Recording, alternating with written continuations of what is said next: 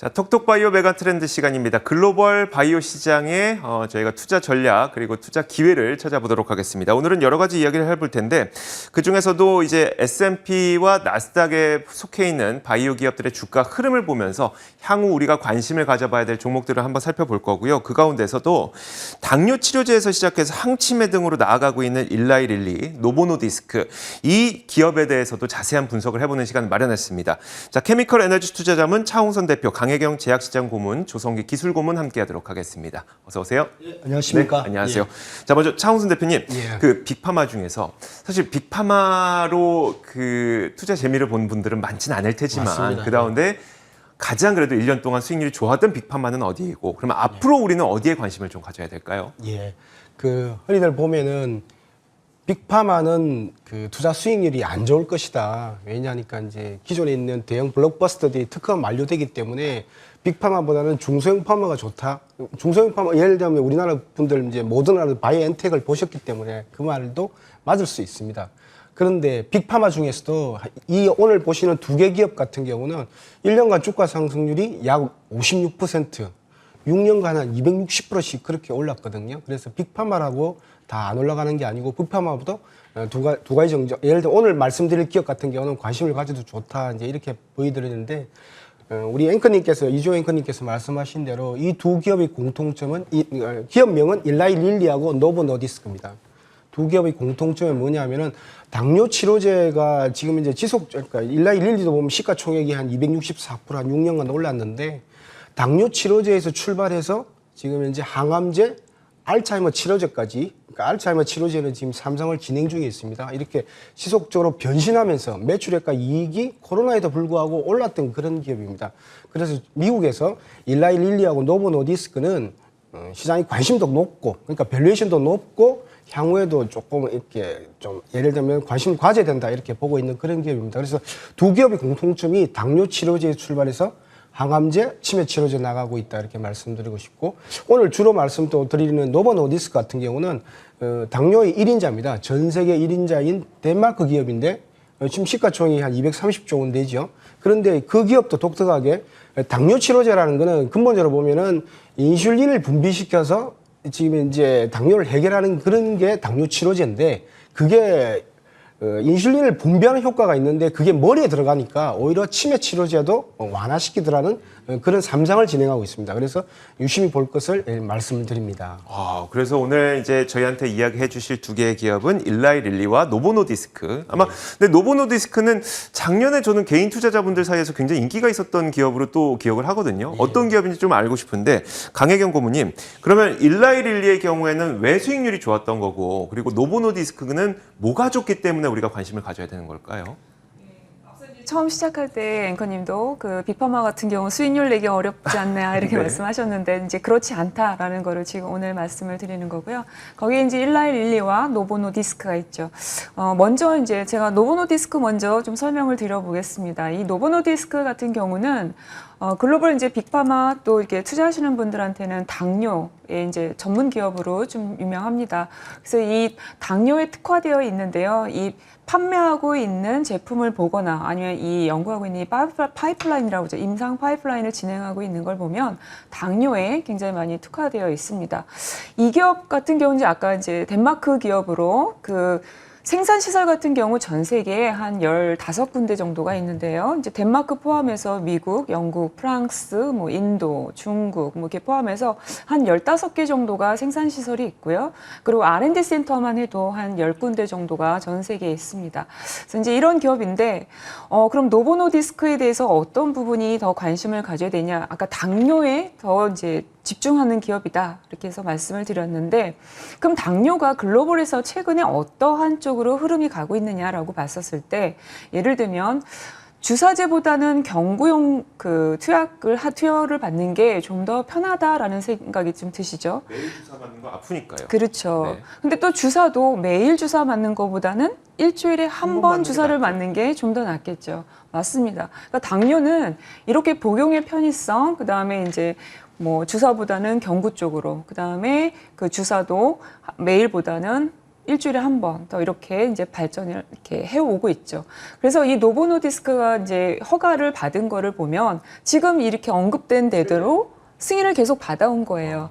그래서 이제 많은 투자자분들이 관심을 더 가졌던 거고, 그러다 보니 이제 매출액이 더 이제 증가를 하는 건데, 이 중에서도 당뇨의 트렌드에 있어서는 최근에 GLP-1 유사체라고 합니다. 이 시장에 대해서 관심을 가지면 참 좋겠다 이렇게 말씀을 드리는데요. 지금 화면에도 나와 있는데 GLP-1이라고 하는 거는 우리 인체 내에 있습니다. 근데 이제 인슐린을 더 잘 분비할 수 있도록 해주는데 이게 분해가 워낙 잘 되기 때문에 약으로서 그 유사체를 만들어서 이 치료제로 이렇게 쓰이는 겁니다. 근데 이 유사체에 있어서 GLP-1이 최근에 그 노보노디스크 같은 경우는 위고비라고 하죠. 2분기에 미국 FDA 허가를 받았고요. 유럽 같은 경우는 올해 4분기 아니면 2022년도 초경에 이제 유럽에서도 허가를 좀 받을 것으로 보여집니다. 이 GLP-1 유사체 같은 경우는 지금 노보노디스크에서는 다른 아까 이제 언급한 여러 가지 제형들에 대한 그 약도 가지고 있죠. 뭐 빅토자 아니면은 경구용으로 있는 리베소스 뭐 이런 것도 여러 가지 약들을 가지고 있습니다. 근데 보면은 GLP-1 유사체 이 그림 그 차트에도 나와 있지만 2025년도가 되면은 약 25조 원 가까이 이제 이 시장이 성장할 거를 보는데 GLP-1 유사체 시장에서 보면은 앞서 지금 언급된 두 기업 일라이릴리와 노보노디스크가 거의 이 시장을 2025년까지는 거의 점유할 것으로 보여집니다. 네. 그래서 시장에서는 그렇게 전망을 하고 있고 그리고 특히 이 노보노디스크 쪽이 좀 더 시장 점유율을 더 많이 가져갈 것이다. 이렇게 시장에서는 보고 있습니다. 그래서 이거 중요한 부분이 또 포인트가 하나 있었죠. 네. 당뇨약이 치매로 갈 것이다. 그게 좀 신기하더라고요. 네. 맞습니다. 당뇨에서 그 트렌드에 있어서 당뇨약이 같은 성분의 약이 지금 비만 치료제로 허가를 받은 거고요. 네. 이 비만 치료제가 다시 알츠하이머 치매 치료제로 허가를 받는 임상을 진행하는데 2분기에 지금 임상 3상이 시작이 됐습니다. 그래서 3,700명을 대상으로 해서 지금 노보노디스크가 임상을 지금 진행을 하고 있다. 그리고 내시, 비알코올성 지방간염이죠. 이런 부분으로도 임상을 한다. 그래서 새로운 그냥 다른 약이 아니라 당뇨에서부터 비만, 알츠하이머까지 연결되어 있다. 이런 부분 주목하시면 좋고요. 일라이 릴리 같은 경우는 노보노디스크하고 좀 유사하다 이렇게 좀 보시면 됩니다. 당뇨, 항암, 그리고 자가면역 쪽 이런 쪽에 특화되어 있고 우리 이 시간에 여러 번 얘기했는데 알츠하이머 치매 치료제 도나네밥 많이 언급돼 네네. 있었죠. 네. 예, 알츠하이머 치매 치료제 올해 지금 미국에서 이제 어떻게 허가가 날지 이런 부분들 주의 깊게 보시면 좋겠다 이렇게 말씀드립니다. 자, 그럼 조성기 기술 고문님, 이 GLP-1이라고 하는 게 원래 당뇨 치료제로 개발이 됐다가 GLP-1 유사체가 뭐 비만까지도 치료한다고 해서 이것도 지금 약으로 쓰고 있는 상태고, 근데 이게 이제는 치매까지 치료하는 뭐 만병통치약도 아니고 어떤 메커니즘이 있기 때문에 이게 가능할 것 같은데 어떤 메커니즘일까요? 예, 물론 이제 결론부터 말씀드리면 이제 신경세포를 보호하는 작용, 또 신경 면역 세포를 활성화 또는 면역 그 염증 반응을 억제하는 이런 메커니즘을 가지고 있는데요. 조금 쉽게 말씀드리면 우리가 아마 이렇게 제일 쉬울 것 같아요. 우리가 뇌 세포가 포도당을 굉장히 많이 소비하는 세포죠. 네네. 에너지를 많이 소비해요. 에너지를 네. 굉장히 많이 소비하고 주로 그 에너지가 포도당에서 얻는 그렇죠. 겁니다. 그러면 포도당 이 사이클이 좀 원활하지 못하면 문제가 되겠죠. 네. 그러니까 좀 다른 이야기지만 뇌 안에도 결국은 그 GLP-1을 받아들이는 수용체가 뇌 세포에도 있더라. 네. 그러면 GLP-1 유사체를 넣어주면 뇌 세포 안에도 이것이 이제 받아들여져서 그 결국은 인슐린을 분비를 많이 네네. 하게 되는 거죠. 그러면 인슐린을 분비를 많이 하게 되면 포도당 그 활용이 원활하게 이루어지는 거죠. 네. 그런 측면이 있는데 그래서 최근에 그러면 이 GLP-1 유사체가 아마도 알츠하이머 쪽하고도 연관이 될 것이다라고 몇 가지 이제 여러 가지 사전 실험을 했는데 그런 연구들에서 보면은 결국은 그 세포 실험이나 동물 실험에서 봤을 때 그 뇌 안의 염증을 억제해 주더라 또는 뇌세포 사멸을 억제해 주더라 이런 부분이 나왔고요.